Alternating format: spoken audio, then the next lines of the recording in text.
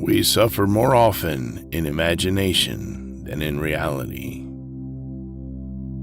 The secret to attain eternal happiness lies in how you perceive things. If they are looked through a narrow prism, they may cause you disturbance and panic. Life becomes less painful if you cope with circumstances through wisdom, courage, and moderation. People often get fearful of the events which did not occur yet. In reality, they are hardly ferocious. So the best course is to be optimistic and positive in your thoughts and actions. The happiness of your life depends upon the quality of your thoughts. This particular quote of Stoicism emphasizes on the human mind and its thinking process. Stoicism talked about life, death, wisdom, and virtue at large. In their view, happiness is achieved through self-restraint and inner sight. As it is rightly said, we become what we think. If the thought process in our mind is optimistic, we'll be contented, and if it is otherwise, then miseries and despair is the fate of such minds. Always feed your mind progressive and optimistic thoughts to attain and sustain the long-lasting happiness. Everything we hear is an opinion, not a fact. Everything we see is a perspective, not the truth. Nothing is absolute in this world. There are different points of view for different happenings. Almost every other thing is relative and not fixed. This has also been endorsed by Plato. An allegory of cave in which he defines a single thing might have different meaning and perspective, let alone a fact. Everything is based on different perceptions and speculations, and not everything can be regarded as truth. In this era of misinformation and disinformation, nothing should be regarded as absolute or fixed, but different opinions and perspectives. Waste no more time arguing about what a good man should be. Be one. Man is a complex creature and is in need of content and happiness. Happiness is also something which is not absolute. Everybody perceives it differently and utilizes the different methods to attain it. Men spend a major portion is searching out how a good man ought to be instead of being one. Abraham Lincoln summed it up quite eloquently. When I do good, I feel good. When I do bad, I feel bad. That's my religion. While we wait for life, life passes.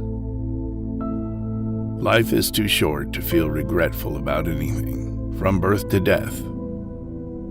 We often plan to make our life meaningful and pleasant instead of executing it. We often think how a good man ought to be, and we never really try to be one. This endorses the shortness of life, our absurd behavior to make it worth living. We never truly live, rather just survive it, along with burdens of regrets, miseries, and despair. Live life to the fullest. The more we value things outside our control, the less control we have. Man is a rational animal, and the reason is the primary factor for that. But his reason is quite limited owing to his experience. When his reason fails him, he becomes violent and uncontrollable. There are certain things which are not under our control. For example, we don't know anything about the future if we overthink about it. We can't do anything but to make it more miserable and evading. Keep calm in your mind over things upon which you can't exercise control. You have power over your mind, not outside events. Realize this, and you will find strength. Your brain is just like a machine. If you are able to control and tame it properly, you will possess the virtues of resilience, strength, and moderation. The outcome of any event depends upon our reaction. In other words, how your brain processes and reacts to it is of vital importance. Just like our body needs food, the brain also needs food for its nourishment. It must be fed with knowledge, wisdom, truth, and justice to overcome the happening and the events outside it.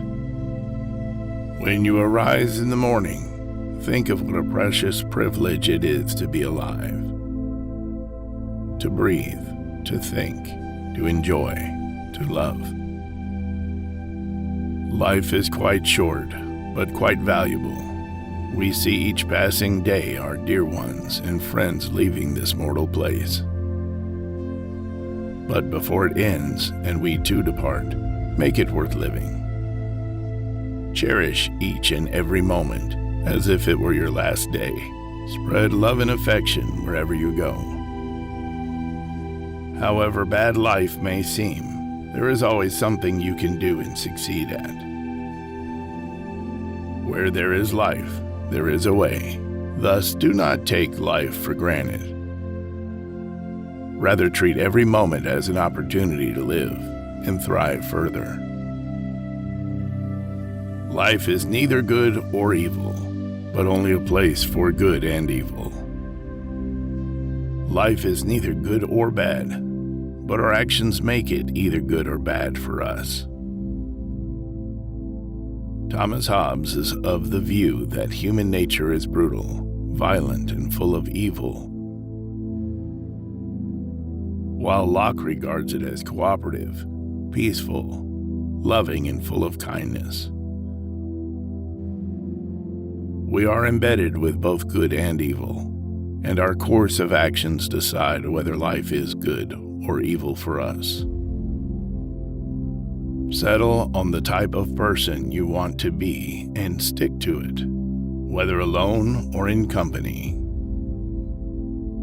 Everyone makes an image of himself, how to lead a purposeful and good life. Chalk out the essential principles and be content with it. It's up to us whether we are capable enough to do it alone or in a group.